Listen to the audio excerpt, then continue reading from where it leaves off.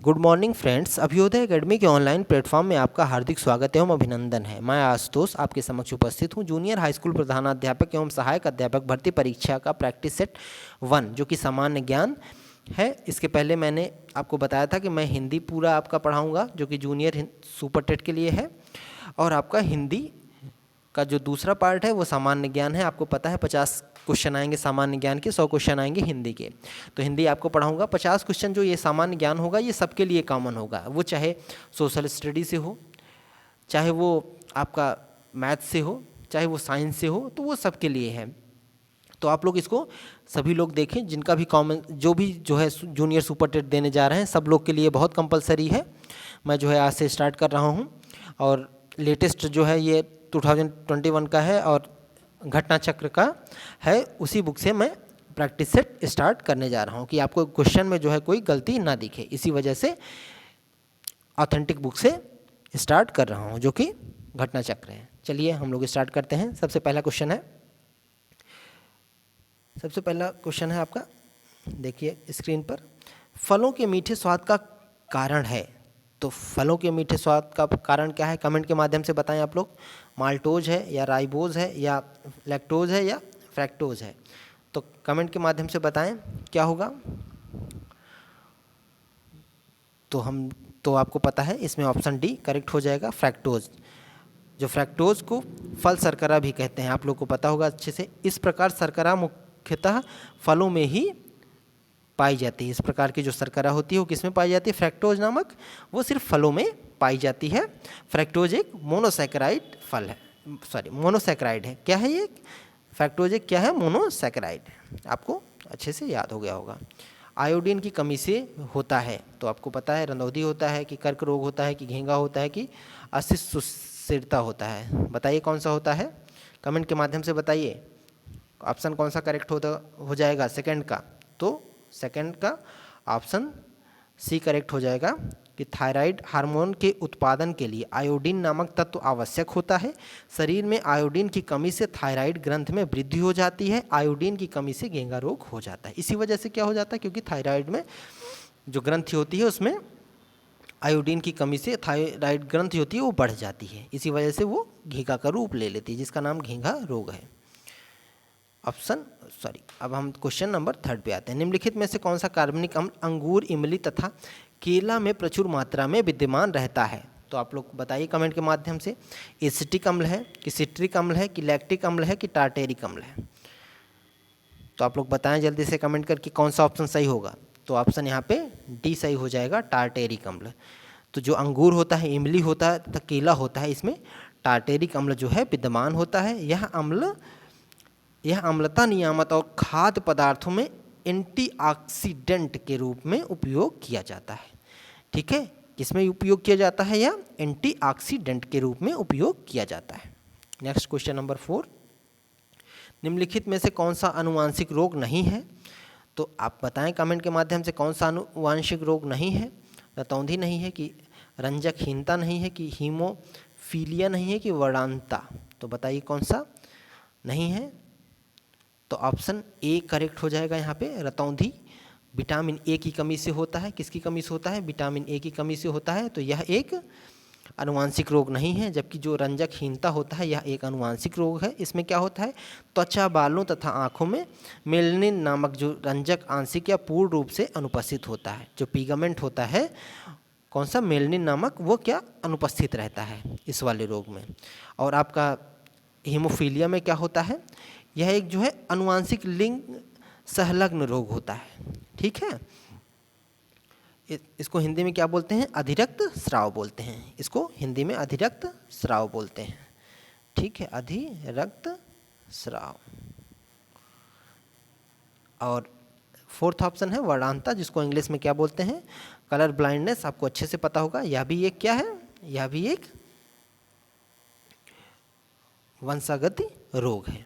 Question number 5 पे आते हैं। निम्नलिखित में से कौन सा युग्म सही सुमेलित नहीं है? तो कौन सा ऐसा है जो सही सुमेलित नहीं है? विटामिन B12, बताइए। विटामिन B12 प्रति अरक्ता कारक है, या विटामिन सी आपका प्रति स्कर्वी कारक है, या विटामिन डी आपका विंध्यता रोधी कारक है, या विटामिन के आपका प्रतिरक्त स्रावी कारक है। तो आप लोग कमेंट के माध्यम से बताएं कि इसमें कौन सा सही सुमेलित नहीं है। कमेंट के माध्यम से जल्दी से बताएं आप लोग। तो यहाँ पे ऑप्शन कौन सा हो जाएगा? ऑप्शन सी यहाँ पे गलत हो जाएगा और कमेंट मतलब क्वेश्चन में सही हो जाएगा option C vitamin D. Vitamin D का रासायनिक नाम क्या होता है? कैल्सीफेरॉल। क्या नाम होता है? कैल्सीफेरॉल होता है। जबकि जो ये दिया हुआ है वंध्यता रोधी कारक, ये किसका होता है? यह होता है विटामिन ई का। किसका होता है? विटामिन ई का होता है वंध्यता रोधी कारक। इसको किसको कहते हैं? ये विटामिन ई को कहते हैं। और सब तो सही है। विटामिन B1 को 2 को क्या कहते हैं? प्रतिरक्षा कारक कहते हैं। आपको पता होगा। विटामिन सी को प्रतिस्कर्वी, इसकी वजह से स्कर्वी रोग होता है इसकी कमी से, आपको पता ही है। विटामिन के ये भी पता है आपको कि थक्का, रक्त में जो है थक्का जमने के लिए होता है विटामिन के।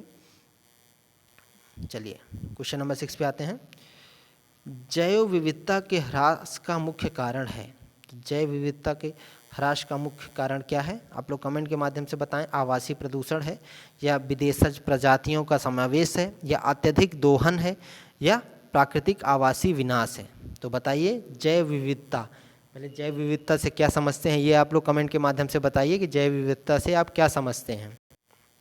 तो आप लोग को पता है कि जो जैव विविधता होता है कि जितने भी वन्य जीव आपके एक जगह पे, जितने भी आसपास की जीव जंतु रहते हैं वो जैव विविधता में आते हैं।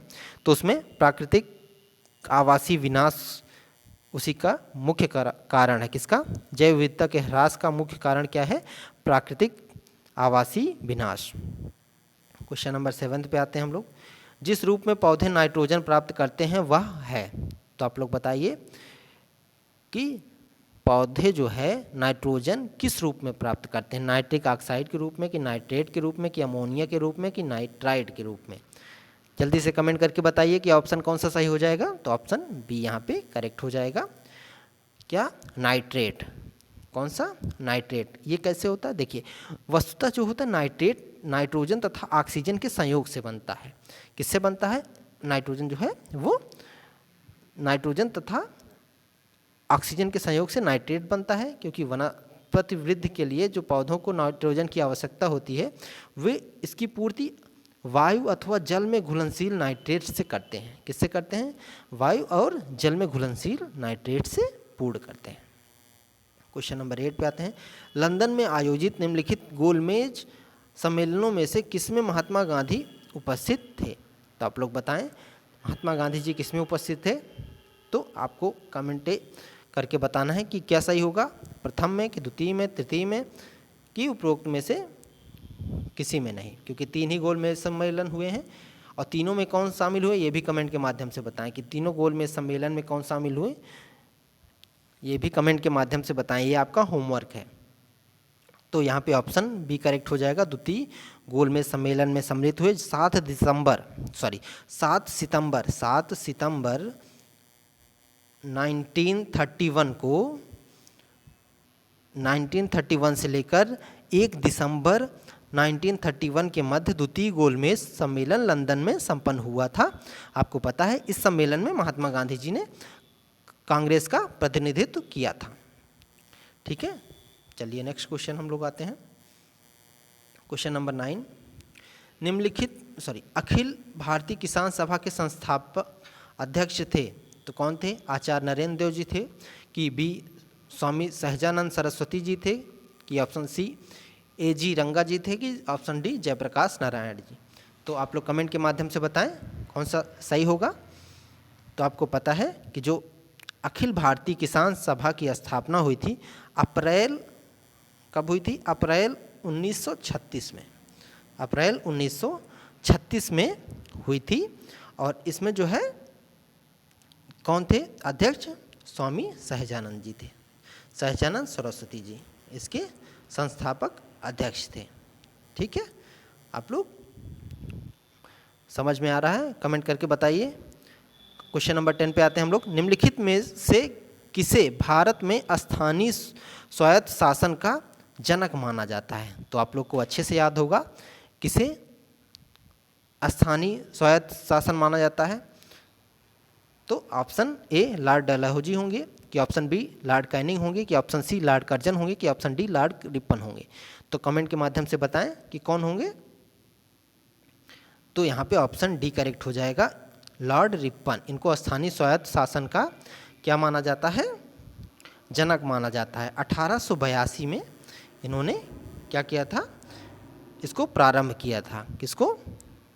स्थानीय स्वशासन के पितामह भी इन्हें कहा जाता है। आपको अच्छे से याद कर लेना है ये चीज़, क्योंकि बार बार पूछा जाता है। और कब किया था इन्होंने? 1882 में। क्वेश्चन नंबर 11 पे आते हैं। निम्नलिखित में से कौन सही सुमेलित नहीं है? मोतीलाल नेहरू रिपोर्ट दिए थे, कि एम के गांधी चंपारण आंदोलन किए थे, कि एससी बोस फॉरवर्ड ब्लॉक बनाए थे, कि एम ए जिन्ना खिलाफत आंदोलन में भाग लिए थे? तो बताना है कौन सा सही हो जाएगा, सॉरी कौन सा सुमेलित नहीं है, कौन सा गलत सुमेलित है, ये बताना है। तो आपको पता है कि ऑप्शन डी यहाँ पे करेक्ट हो जाएगा, एम ए जिन्ना, जो कि खिलाफत आंदोलन में नहीं भाग लिए थे। क्यों? क्योंकि जो इसके जो है खिलाफत आंदोलन के माने जाते हैं वो अली बंधु माने जाते हैं, शौकत अली और मोहम्मद अली, इनको मुख्यतः माना जाता है कि इन्होंने ये जो है प्रारंभ किया था कि इसका खिलाफत आंदोलन का, जिसमें जो है गांधी जी भी भाग लिए थे, और उन्हीं को एम जिन्ना ने विरोध किया था। किसका? गांधी जी का। भारतीय राष्ट्रीय कांग्रेस के पहले अध्यक्ष थे? तो भारतीय राष्ट्रीय कांग्रेस के पहले अध्यक्ष कौन थे? दादा भाई नौरोजी थे, सुरेंद्र नाथ बनर्जी थे, कि व्योमेश चंद्र बनर्जी थे, कि ए.ओ. ह्यूम थे? कमेंट के माध्यम से बताइए कौन सा सही हो जाएगा। आपको पता है, कुछ लोग कंफ्यूज होंगे ऑप्शन सी और ऑप्शन डी में। तो ऑप्शन डी जो है ए.ओ. ह्यूम, इन्होंने क्या किया था? इसकी स्थापना की थी। किसकी? राष्ट्रीय कांग्रेस की स्थापना कौन किया था? ए.ओ. ह्यूम ने किया था। और व्योमेश चंद्र बनर्जी जी इसके क्या थे? पहले अध्यक्ष थे। ठीक है, आप लोग को अच्छे से याद हो गया होगा कि 1885 में बम्बई में जो है ये आयोजित हुआ था। कहाँ पे? 1885 में बम्बई में आयोजित हुआ था, जिसमें अध्यक्ष कौन थे? व्योमेश चंद्र बनर्जी जी थे। क्वेश्चन नंबर 13 पे आते हैं। निम्नलिखित नदियों में से किसको दक्षिण की गंगा कहा जाता है? देखिए ये बहुत कंफ्यूज करता है लोगों को कि किसको दक्षिण की गंगा कहा जाता है। देखिए अब यहाँ की गंगा तो पूछेगा नहीं कभी क्वेश्चन में, इसी तरह क्वेश्चन पूछता है बार बार। तो किसको कहते हैं? ऑप्शन ए कावेरी को, कृष्णा को, गोदावरी को, कि नर्मदा को? देखिए गंगा को हम लोग क्या कहते हैं? माँ कहते हैं। गंगा को क्या कहते हैं? माँ कहते हैं। माँ को क्या करती है? बच्चों को गोद में भर लेती है। तो गोदावरी को ही गंगा कहते हैं, दक्षिण का गंगा कहते हैं। ऐसे इसको ट्रिक से याद रखिएगा आप लोग। मान लीजिए भूल जाते हैं तो इस तरह ट्रिक से आपको हरदम याद रहेगा, कभी भूलेंगे नहीं। भारत में आधे से अधिक सोयाबीन का उत्पादन प्राप्त होता है। तो कहाँ से होता है? मध्य प्रदेश से होता है, आंध्र प्रदेश से होता है, महाराष्ट्र से होता है, कि राजस्थान से होता है? तो आप लोग कमेंट के माध्यम से बताइए कौन सा सही हो जाएगा। तो ऑप्शन ए यहाँ पे करेक्ट हो जाएगा, मध्य प्रदेश से सबसे ज़्यादा, आधे से अधिक जो है सोयाबीन का उत्पादन होता है मध्य प्रदेश से। उसके बाद फिर होता है महाराष्ट्र और राजस्थान से। ठीक है, इसको ऐसे याद रखिए। क्वेश्चन नंबर 15, श्वेत क्रांति संबंधित है। श्वेत क्रांति किससे संबंधित है? अंडा से है, कि दुग्ध से है, कि गेहूं से है, कि मछली से? आप लोग कमेंट के माध्यम से बताइए कौन सा करेक्ट होगा। तो ऑप्शन बी यहाँ पे करेक्ट हो जाएगा, दुग्ध के उत्पादन से संबंधित है श्वेत की क्रांति। किससे? श्वेत की क्रांति आपकी दुग्ध से संबंधित है। क्वेश्चन नंबर 16 पे आते हैं हम लोग। निम्नलिखित में से कौन सी बायोडीजल की फसल है? कपास है, कि गन्ना है, कि जेट्रोफा है, कि आलू है? आप लोग ने टेट में, सुपर टेट में क्वेश्चन देखा होगा। ये आपका जो है 68,500 में भी पूछा गया था, 69,000 में भी पूछा गया, टेट में तो पूछा ही जाता है। तो आप लोग को पता होगा, ऑप्शन सी करेक्ट हो जाएगा, जेट्रोफा। जेट्रोफा को बायोडीजल की फसल कहते हैं। क्वेश्चन नंबर 70 पे आते हैं, चिपको आंदोलन। ये क्वेश्चन बहुत ही महत्वपूर्ण है, क्योंकि इसके जो है जिन्होंने शुरुआत किया था चिपको आंदोलन, उनकी अभी मृत्यु हो गई, आप लोग को पता है। तो ये क्वेश्चन पूछा जा सकता है। चिपको आंदोलन संबंधित है पादप संरक्षण से, कि बाघ परियोजना से, कि घड़ियाल परियोजना से, कि पादप प्रजनन से? तो आप लोग कमेंट के माध्यम से बताइए कि इसमें क्या सही होगा। तो ऑप्शन ए सही हो जाएगा। चिपको आंदोलन क्या करते थे, पेड़ में चिपक जाते थे जब कोई काटने जाता था, तो पादप संरक्षण से संबंधित है क्या, चिपको आंदोलन। ऑप्शन ए करेक्ट हो जाएगा। चलिए क्वेश्चन नंबर 18 पे आते हैं हम लोग। आप लोग अपना आकलन करते रहिए कि आप लोग के कितने सही हो रहे हैं। वन्य जीव सुरक्षा अधिनियम पारित किया गया था, तो किस वर्ष में किया गया था? 1965 में किया गया था, 1970 में किया गया था, 1972 में किया गया था कि 1975 में किया गया था? तो आप लोग बताइए कब किया गया था। देखिए जब आप कंफ्यूज हों तो तुरंत आप सुरक्षा पे जाइएगा, वन्य जीव की सुरक्षा पे जाइएगा। देखिए सु में नीचे ऊ की मात्रा लगी हुई है, तो ये 7 जैसा दिख रहा है ना, 7 जैसा दिख रहा है। ये किसकी तरह दिख रहा है?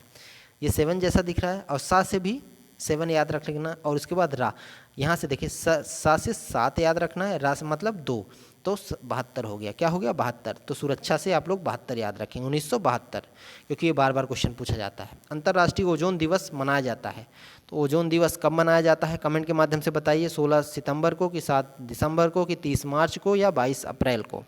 कमेंट के माध्यम से आप लोग बताइए जल्दी से, क्या सही होगा? तो ऑप्शन ए यहाँ पे करेक्ट हो जाएगा। 16 सितंबर को क्या मनाया जाता है?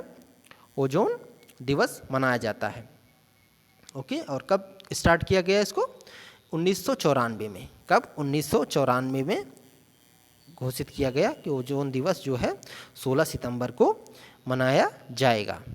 ठीक है, आप लोग इसको अच्छे से याद रखें। नेक्स्ट क्वेश्चन नंबर आते हैं हम लोग 20 पे। निम्नलिखित ऊर्जा स्रोतों में से कौन सा पर्यावरण को स्वच्छ रखने के लिए सर्वोत्तम है? पेट्रोलियम उत्पाद, वन उत्पाद, नाभिकीय विखंडन या सौर सेल? तो आप लोग कमेंट के माध्यम से बताएं कि कौन सा ऑप्शन सही होगा, जो कि ऊर्जा स्रोतों में से कौन सा पर्यावरण को स्वच्छ रखने के लिए सर्वोत्तम है। तो आपको अच्छे से पता है सौर सेल। कौन है? ऑप्शन डी यहाँ पे करेक्ट हो जाएगा, सौर सेल। ठीक है, इसमें तो आप लोग को एकदम अच्छे से कर ही लिए होंगे, क्वेश्चन देखते ही आंसर बता देंगे। चलिए नेक्स्ट क्वेश्चन आते हैं हम लोग। Question number 21। निम्नलिखित में से कहाँ सदाबहार वन पाए जाते हैं? तो कहाँ सदाबहार वन पाए जाते हैं? मालवा के पठार में कि पूर्वी घाट में कि पश्चिमी घाट में कि छोटा नागपुर पठार में? तो आप लोग कमेंट के माध्यम से बताइए कौन सा सही हो जाएगा। तो आपको अच्छे से पता है पश्चिमी घाट में पाए जाते हैं सदाबहार वन, जो कि वेस्ट बंगाल में पड़ता है। कहाँ पे? वेस्ट बंगाल, पश्चिम बंगाल में सदाबहार वन पाए जाते हैं, जो कि पश्चिमी घाट में है। Question number 22। पर्यावरण में ग्रीन हाउस प्रभाव में वृद्धि होती है कार्बन मोनोऑक्साइड के कारण या कार्बन डाइऑक्साइड के कारण या ऑक्सीजन के कारण, कि उपरोक्त में से कोई नहीं? तो आप लोग बताएं कि इसमें कौन सा सही हो जाएगा। ग्रीन हाउस गैस जो है, देखिए पहले हम लोग ग्रीन हाउस गैस क्या होती है इसके बारे में जान लेते हैं। ग्रीन हाउस गैस वायुमंडल में उपस्थित वह गैस है जो तापीय अवरक्त विकिरण की रेंज के अंतर्गत विकिरणों का अवशोषण एवं उत्सर्जन करती है। पृथ्वी के वायुमंडल में पाई जाने वाली प्रमुख ग्रीन हाउस गैस कौन कौन सी है? तो जलवाष्प है। कौन सी है? जलवाष्प। इसको अच्छे से याद रखिए, बार बार पूछा जाता है। कार्बन डाइऑक्साइड है, कार्बन डाइऑक्साइड है। उसके बाद मीथेन है। कौन सी? मीथेन है। नाइट्रस ऑक्साइड है और क्लोरोफ्लोरोकार्बन है। तो ये चारों मुख्यतः हैं। तो यहाँ पे ऑप्शन बी करेक्ट हो जाएगा, कार्बन डाइऑक्साइड। Question number 23। भारतीय संविधान की किस अनुसूची में राज्यों एवं संघ राज्यों का उल्लेख किया गया है? तो आप लोग बताएं किसमें जो है राज्यों एवं संघ राज्यों का उल्लेख किया गया है? तो आप लोग को अच्छे से याद होगा ये। तो द्वितीय में या चतुर्थ में, प्रथम में या आठवें में? तो ऑप्शन ए यहाँ पे, ऑप्शन सी सॉरी करेक्ट हो जाएगा। प्रथम अनुसूची में राज्यों एवं संघ राज्यों का उल्लेख किया गया है। क्वेश्चन नंबर 24 पे आते हैं। भारतीय संविधान की 11वीं अनुसूची संबंधित है तो किससे है? पंचायती राज से है, नगर पालिका से है, केंद्र राज्य संबंधों से है, कि उपरोक्त में से कोई नहीं? आप लोग कमेंट के माध्यम से बताएं। तो ऑप्शन ए यहाँ पे करेक्ट हो जाएगा, पंचायती राज से है। और 12वीं में क्या है? 12वीं में नगर पालिका है। ठीक है, आप लोग इस तरह इसको अच्छे से याद रखें। जो क्वेश्चन इसमें पूछे गए हैं बहुत ही इंपॉर्टेंट क्वेश्चन हैं। क्वेश्चन नंबर 25 पे आते हैं। सूचना का अधिकार के संबंध में निम्नलिखित में से कौन सा सही है।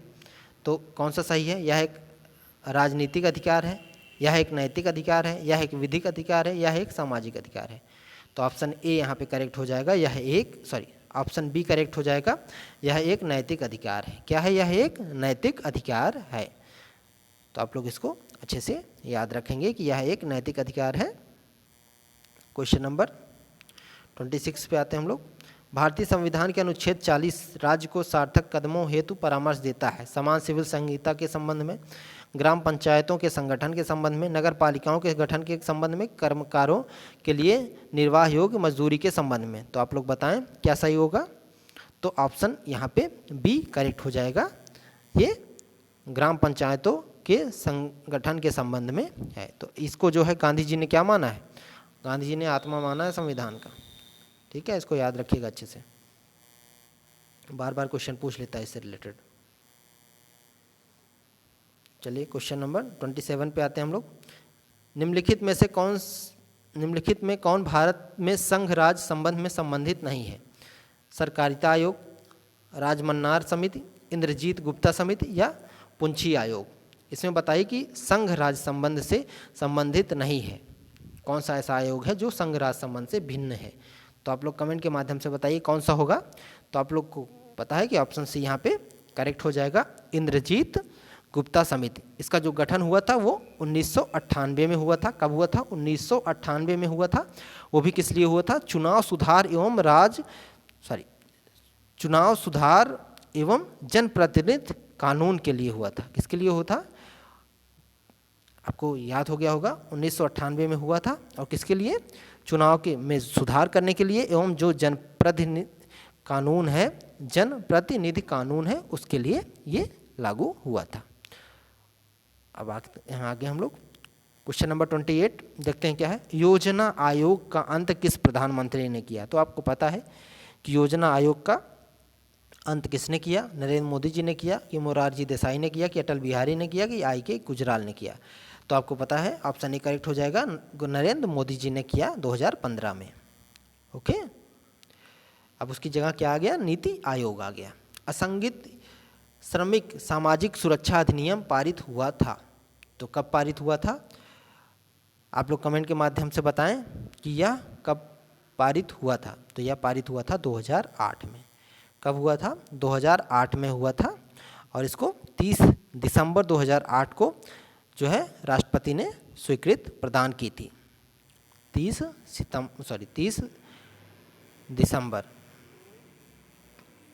दिसंबर को इसको स्वीकृति प्रदान की थी। Next question number 30। निम्नलिखित में से कौन सा भारतीय अर्थव्यवस्था का प्रमुख लक्षण है? पूंजीवादी, समाजवादी, मिश्रित या उपरोक्त में से कोई नहीं।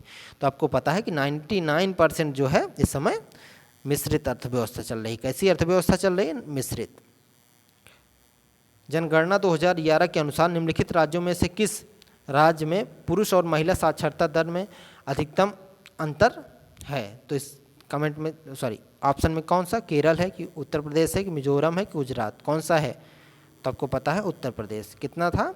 जो पुरुष का था वो 77 के करीब था और महिला का 57 के करीब है। तो इनका जो है अंतर कितने का? लगभग 20 का अंतर है। 20.1% का अंतर पाया गया 2011 के अनुसार जो जनगणना हुई थी। राष्ट्रीय मतदाता दिवस मनाया जाता है 15 जनवरी को, 25 जनवरी को, 15 फरवरी को, कि 25 फरवरी को? कमेंट के माध्यम से बताइए क्या सही होगा। तो ऑप्शन बी यहाँ पे सही हो जाएगा, गणतंत्रता दिवस के एक दिन पहले, क्योंकि मतदान करेंगे तभी तो गणतंत्र राज्य बनेंगे। तो ऐसे याद रखेंगे कि एक दिन पहले, 26 जनवरी के एक दिन पहले 25 जनवरी को क्या राष्ट्रीय मतदाता दिवस। कौन सूफी संत महबूबे इलाही कहलाता था? ख्वाजा मोइनुद्दीन चिश्ती, बाबा फरीद, कुतुबुद्दीन बख्तियार काकी, कि शेख निजामुद्दीन औलिया? तो आपको पता है ऑप्शन डी यहाँ पे करेक्ट हो जाएगा। कौन? शेख निजामुद्दीन औलिया जी। आप लोग कमेंट के माध्यम से बताते रहें अपना आंसर और अपना मार्क्स भी बताते रहें कितने में कितना उनका सही हुआ है। 50 में से सब लोग कमेंट करके बताएंगे फाइनल कि उनका कितने मार्क्स आ रहे हैं 50 में से। जलियांवाला बाग नरसंहार पर कांग्रेस जांच समिति की रिपोर्ट के प्रारूप लिखने का कार्य सौंपा गया था? जवाहरलाल नेहरू को, महात्मा गांधी को, कि सी.आर. दास को, कि फजलुल हक को? तो आप लोग कमेंट के माध्यम से बताएं क्या कौन सा ऑप्शन सही होगा 34 में। तो ऑप्शन बी यहाँ पे करेक्ट हो जाएगा। किसको सौंपा गया था? महात्मा गांधी जी को सौंपा गया था। क्वेश्चन नंबर 35, इंडियन ओपिनियन पत्रिका के प्रथम संपादक थे? तो इंडियन ओपिनियन के प्रथम संपादक कौन थे? कमेंट के माध्यम से आप लोग बताइए। M.K. गांधी थे कि अल्बर्ट बेस्ट थे कि महादेव देसाई थे कि मनसुख लाल नजर थे? आप लोग कमेंट के माध्यम से बताएं कौन थे। तो इसके जो है देखिए, ओपिनियन कौन देता है? ओपिनियन कौन देगा? जिसका मन सुख होगा, जिसका पहले से मन सुखी होगा वही देगा ओपिनियन ना, कि तुम ऐसा करो, तुम वैसा करो। तो मनसुख लाल नजर थे। यह जो पत्रिका थी वह किसमें? गुजराती, हिंदी, तमिल और अंग्रेजी में प्रकाशित होती थी। ठीक है, इसको ऐसे याद रखिएगा। क्वेश्चन नंबर 36 पे आते हैं। 28 फरवरी 2021 को 78वां गोल्डन ग्लोब पुरस्कार वितरण समारोह में सर्वश्रेष्ठ मोशन फिल्म या ड्रामा का पुरस्कार किस फिल्म को प्रदान किया गया है? तो आप लोग बताएं किसको प्रदान किया गया है? द फायर को, कि नोमैडलैंड को, या मांग को, या हैमिल्टन को? तो कमेंट के माध्यम से बताइए कौन सा सही हो जाएगा। तो मैं बता देता हूं आपको, ऑप्शन बी यहाँ पे करेक्ट हो जाएगा। नोमैडलैंड को जो है यहाँ पर सर्वश्रेष्ठ मोशन फिल्म का अवार्ड मिला है 78वां गोल्डन ग्लोब पुरस्कार वितरण समारोह में। किसको मिला है? नोमैडलैंड को। और आप लोग कमेंट के माध्यम से बताइएगा सर्वश्रेष्ठ प्रदर्शन करने वाले अभिनेता एवं अभिनेत्री कौन है? कमेंट के माध्यम से आप लोग बताइए कौन है। मैं इसका जवाब नेक्स्ट लेक्चर में आपको दूंगा। क्वेश्चन नंबर 37, हाल ही में सतत विकास लक्ष्यों SDG पर चौथा दक्षिण एशिया फोरम 2020 वीडियो कॉन्फ्रेंस के माध्यम से कब संपन्न हुआ था? तो यह कब संपन्न हुआ है?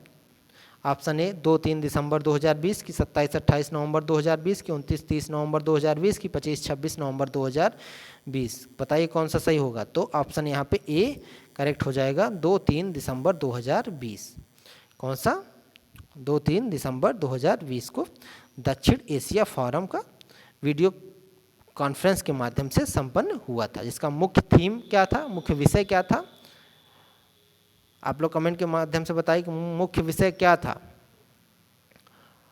तो मुख्य विषय था इसका fostering sustainable and resilient recovery from कोविड-19, ठीक, इन साउथ एशिया। तो ये इसका पूरा क्या था? मुख्य विषय था, थीम था। आप लोग इसको याद रखिएगा। अब हम लोग आते हैं क्वेश्चन नंबर 38 पे।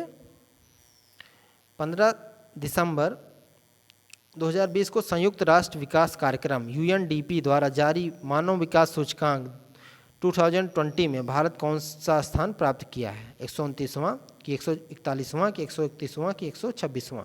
आप लोग कमेंट के माध्यम से बताएं। देखिए भारत क्या कर रहा है? उतार चढ़ाव पे है। इस तरह उतार चढ़ाव ऐसे उतार चढ़ाव पे है। तो क्या बन के आया? ये 3। तो ऐसे याद रखेंगे 131वां, एक फिर बढ़ा फिर कम हो गया 131, ऐसे याद रख लीजिए। क्वेश्चन नंबर 39, 29 जनवरी 2021 को केंद्रीय वित्त एवं कॉर्पोरेट कार्य मंत्री निर्मला सीतारमण ने संसद में आर्थिक समीक्षा 2020-21 पेश किया। इसके अनुसार वित्त वर्ष 2021-22 में भारत की वास्तविक GDP की विकास दर कितने प्रतिशत रहेंगी? तो आप लोग कमेंट के माध्यम से बताएं कौन सा होगा। 11% होगी कि 7% की 5% की 6.5%? कमेंट के माध्यम से बताइए कौन सा सही होगा। तो कितने प्रतिशत रहेंगी? ऑप्शन ए करेक्ट हो जाएगा, 11% रहेंगी। 9 फरवरी 2021 को भारत ने किस देश में लालंदर या सहतूत बांध के निर्माण के लिए एक समझौता ज्ञापन पर हस्ताक्षर किया? तुर्कमेनिस्तान, अफगानिस्तान, भूटान या बांग्लादेश? कमेंट के माध्यम से बताइए कौन सा सही हो जाएगा। ऑप्शन बी यहाँ पे करेक्ट हो जाएगा, अफगानिस्तान। क्वेश्चन नंबर 41, 2 फरवरी 2021 को संपूर्ण विश्व में विश्व आर्द्रभूमि दिवस मनाया गया। इस दिवस का मुख्य विषय क्या था? आर्द्रभूमि और जल, आर्द्रभूमि और जलवायु परिवर्तन, सतत पोषणी विकास के लिए आर्द्र भूमि, पर्यावरण संरक्षण के लिए आर्द्र भूमि। तो आप लोग कमेंट के माध्यम से बताइए कौन सा सही हो जाएगा। तो ऑप्शन ए यहाँ पे सही हो जाएगा, आर्द्र भूमि और जल, यही इसका क्या था, यही इसका थीम था। क्वेश्चन नंबर 42 जो कि एक रीजनिंग का क्वेश्चन है, आप लोग बताएं 11:1331 समानुपात 12 फिर यहाँ पे क्या होगा। तो आप लोग बताएं। तो आपको पता है ये 11 का क्या है, क्यूब है, तो 12 का क्यूब क्या होगा, 1728। ऑप्शन है यहाँ पे करेक्ट हो जाएगा 1728। क्वेश्चन नंबर 43, एक चूहे को कुत्ता कहा जाए, कुत्ते को नेवला कहा जाए, नेवले को शेर कहा और शेर को सांप तथा सांप को हाथी कहा जाए, तो पालतू पशु के रूप में किसे पाला जाएगा। आप लोग कमेंट के माध्यम से बताएं, नेवला को, शेर को, चूहा को या कुत्ता को, किसको पाला जाएगा। देखिए आप लोग को इसमें देखिए पालतू कौन है, पालतू कुत्ता होता है, कुत्ता होता है ना, और कुत्ता को कहा क्या गया है, देखिए कुत्ता को क्या कहा गया है, नेवला। तो ऑप्शन ए करेक्ट हो जाएगा, नेवला। क्या करेक्ट हो जाएगा, ऑप्शन ए करेक्ट हो जाएगा। इसी तरह के क्वेश्चन पूछे जाएंगे रीजनिंग के आपके। क्वेश्चन नंबर 44 पे आते हैं, ये भी रीजनिंग का क्वेश्चन है। दिए गए विकल्पों में से विषम या ऑड ढूंढना कौन सा गलत है। इसमें संख्या युग्म ज्ञात कीजिए, 1 या -2 या -3 ब्रैकेट में या 5, तो कौन सा होगा, आप कमेंट के माध्यम से बताइए इसमें कौन सा युग्म इसमें गलत है।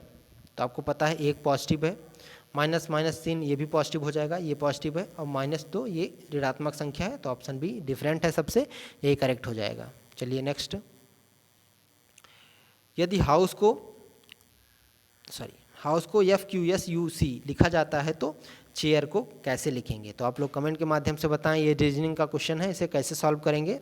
देखिए हाउस ना, हाउस में क्या किया हमने, H में H पहले तो हम सबका नंबरिंग कर लिया करेंगे, जब भी इस तरह का क्वेश्चन हो सबका नंबरिंग कर लिया करिए। आप लोग को याद होगा अच्छे से कि किसका क्या जो है डिजिट में होता है, कौन से किस नंबर पे आते हैं, इसको अच्छे से ट्रिक से याद कर लीजिएगा। तो H को देखिए, H को क्या लिखते हैं, F लिखते हैं। पहले H क्या था, H को लिखे हमने नंबरिंग किया तो 8 पे आता है H। F को 6 लिखते हैं हम लोग, O को 15 लिखते हैं, पता है आपको। उसके बाद U को क्या लिखते हैं, 21, S को 19, E को 5, ठीक है। तो 8 से क्या हुआ, -2 हो रहा है, क्या हो रहा है, -2 हो रहा है। O से Q जा रहे हैं, Q को लिखते क्या हैं, Q का नंबरिंग होता है 17, 15 से फिर +2 हो रहा है, तो इसका मतलब -2 और +2 हो रहा है। इसमें क्या हो रहा है, -2 और +2 हो रहा है। तो ऐसे चेयर में आप लोग करेंगे, C है, C में -2 करेंगे तो कहाँ आ जाएगा, A पे आ जाएगा। तो इसमें और कोई ऑप्शन है तो नहीं है, तो देखने की ज़रूरत नहीं, ऑप्शन डी यहाँ पे करेक्ट हो जाएगा, AJYKP। क्वेश्चन नंबर 46, कमल को याद है कि उसका जन्मदिन 24 अप्रैल से पहले है, उसकी माता को याद है कि उसका जन्मदिन 22 अप्रैल के बाद है, तो कमल का जन्मदिन अप्रैल की कौन सी तिथि को है। तो आप लोग बताएं, 25 को है, 24 को है, 22 को है, 23 को।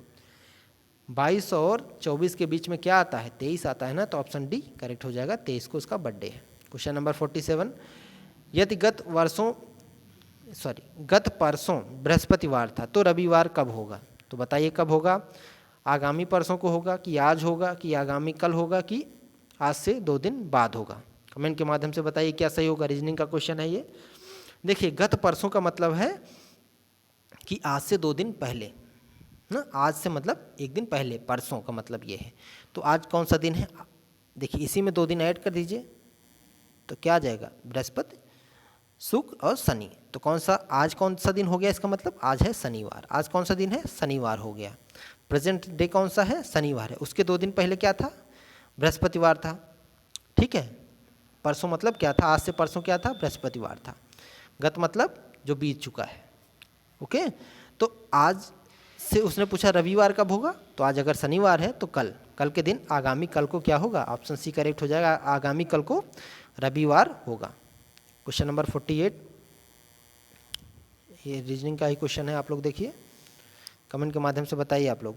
भारतीय कथन और निष्कर्ष वाला क्वेश्चन है। भारतीय संग्रहालयों की सुरक्षा केंद्रीय सरकार का दायित्व है, विक्टोरिया मेमोरियल कक्ष राष्ट्रीय संपत्ति है। अब निष्कर्ष क्या निकाला इन्होंने, पहला है भारतीय संग्रहालय राष्ट्रीय संपत्ति है, इसमें है कहीं पे भारतीय है, नहीं है, सेकंड देखते हैं, राष्ट्र की ऐतिहासिक संपत्ति का संरक्षण केंद्रीय सरकार द्वारा किया जाता है। तो आपको पता है संरक्षण का दायित्व किसको है, केंद्र सरकार को है। तो ऑप्शन सी यहाँ पे, सॉरी सेकंड वाला निष्कर्ष सही है, तो बी वाला करेक्ट हो जाएगा, केवल निष्कर्ष सेकंड निकलता है। क्वेश्चन नंबर 49, नीचे दो कथन हैं जो कि दृढ़ कथन ए और कारण बताया गया है, कथन और कारण वाला है। इसमें क्या है, पठन वैकल्य डिसलेक्सिया एक मनोवैज्ञानिक विकार है, यह रोग विटामिन की कमी के कारण होता है। तो आप लोग बताएं कि इसमें क्या सही होगा, आप लोगों ने पढ़ रखा होगा इसे। तो जो पठन कौशल वैकल्य होता है, यह एक तरह का कैसा रोग है, विकार है, मनोवैज्ञानिक विकार है। कैसा है, मनोवैज्ञानिक विकार है, ना कि विटामिन की कमी से होता है। तो ऑप्शन ए, सिर्फ ए जो है इसका सही है, दृढ़ जो कथन है वो सही है, रीज़न इसका सही नहीं है। तो इसमें कौन सा ऑप्शन सही हो जाएगा, ए सही है परंतु आर गलत है, तो ऑप्शन डी करेक्ट हो जाएगा। क्वेश्चन नंबर 50 जो कि लास्ट क्वेश्चन है, आप लोग आज कमेंट के माध्यम से बताइए कितने मार्क्स आए आपके 50 में से। 16 फरवरी 2021 को प्रधानमंत्री नरेंद्र मोदी ने वीडियो कॉन्फ्रेंस के माध्यम से कहाँ पर महाराजा सुहेल देव स्मारक और चित्तौरा झील के विकास कार्यों का शिलान्यास किया। शिलान्यास कहाँ किया है, कमेंट के माध्यम से बताएं, मांडू में कि ग्वालियर में कि बहराइच में कि अजमेर में। तो ऑप्शन सी यहाँ पे करेक्ट हो जाएगा, बहराइच। कहाँ पे, बहराइच में। तो आप लोग कमेंट के माध्यम से बताएं कि आपके कितने मार्क्स आए और सेशन कैसा लगा। हम लोग फिर से नेक्स्ट जो है इसका, ये पार्ट फर्स्ट था आपका जो कि जीएस पार्ट है, सबके लिए है। इसके बाद हम लोग सेकेंड पार्ट हिंदी का जो प्रैक्टिस सेट होगा वो करेंगे। फिर से जो नेक्स्ट प्रैक्टिस सेट होगा फिर से उसमें जीएस वाला करेंगे, उसके बाद हिंदी का करेंगे 100 क्वेश्चन। अब नेक्स्ट पार्ट में हम लोग हिंदी सॉल्व करेंगे, ठीक है। तो फिर मिलते हैं हम लोग अगले लेक्चर में। थैंक यू, और ज़्यादा से ज़्यादा हमारे चैनल को सब्सक्राइब करें और शेयर करें ताकि आप तक वीडियो पहुंच सके। जैसे हम लोग वीडियो अपलोड करें आपको नोटिफिकेशन मिल सके, इसलिए बेल आइकन भी आप लोग दबा दें। Thank you.